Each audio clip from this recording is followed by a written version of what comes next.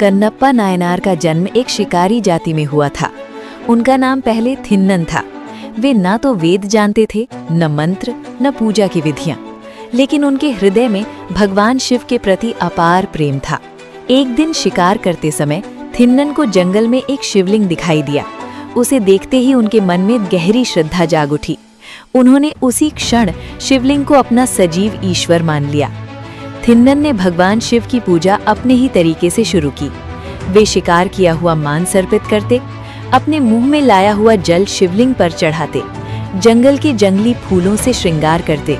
भले ही ये शास्त्रों के अनुसार न था, पर उनकी भक्ति पूर्ण और निष्कपट थी।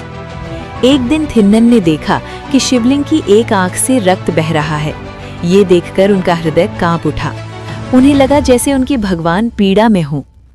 क्षण भर भी न सोचते हुए थिन्नन ने अपना एक नेत्र निकालकर शिवलिंग की उस आंख पर अर्पित कर दिया। तुरंत रक्त बहना बंद। तभी दूसरी आंख से भी रक्त बहने लगा। थिन्नन समझ गए, अब दूसरा नेत्र भी अर्पित करना होगा। अब एक समस्या थी, दूसरा नेत्र देने के बाद वे पूरी तरह अंधे हो जाते। तब उन्होंने शिवलिंग की आंख पर अपना पैर रख दिया ताकि स्थान याद रहे। जैसे ही उन्होंने दूसरा नेत्र निकालने के लिए तीर उठाया, उसी क्षण भगवान शिव प्रकट हुए और थिन्नन का हाथ पकड़ लिया।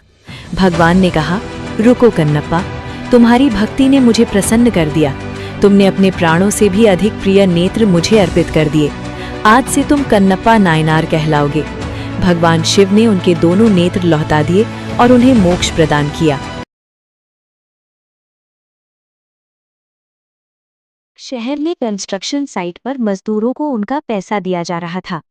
एक मजदूर डरते हुए बोला, साहब, मुझे मेरे पूरे पैसे दे दीजिए, मुझे बच्चों की दवा लेनी है। आरव गुस्से में बोला, काम ढंग से नहीं किया तो पैसे कटेंगे। भाग्य रोने से नहीं, मेहनत से बदलता है। मजदूर चुपचाप चला जाता है। ऊपर से एक कौवा ये सब देख रहा था। अगले दिन शनि मंदिर के बाहर शाम को वृद्ध साधु ने बोला, बेटा, जो दूसरों को दुख देता है वो स्वयं शांति नहीं पा सकता। आरव हंसते हुए बोला, बाबा, ये सब बातें कमजोरों के लिए है। साधु आरव को गहरी नजर से देखते हैं। कुछ समय के बाद आरव के बिजनेस में घाटा हुआ। बैंक से नोटिस आए, दोस्त फोन नहीं उठाए, परिवार में तनाव आ गए। फिर एक सुनसान सड़क पर आरव अकेले में चिल्लाता है, मैंने क्या गलत किया? आरव चलते हुए एक पीपल के पेड़ के पास पहुंचता है। बारिश, समय थम जाता है। अंधकार से श्याम वर्ण गंभीर स्वरूप प्रकट होता है। आरव कांपते हुए बोलता है, आप कौन हैं? शनिदेव ये बोला। मैं शनिदेव, तेरे कर्मों का प्रतिबिंब। शनिदेव हाथ उठाते हैं। आरव को अपने कर्म दिखता है। मजदूर का रोता चेहरा, छल, अहंकार। आरव रोते हुए बोला, प्रभु, मुझे माफ कर दीजिए। मैं क्षमा नहीं देता, मैं सुधार का अवसर देता हूँ। यदि बदलेगा तो जीवन बदलेगा।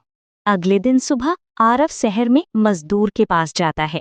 भाई, ये तुम्हारे पूरे पैसे और मेरी माफी, मुझे माफ कर दो। भगवान भला करे साहब।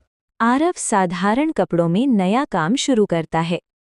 शनिवार को शनि मंदिर में आरव दीप जलाता है।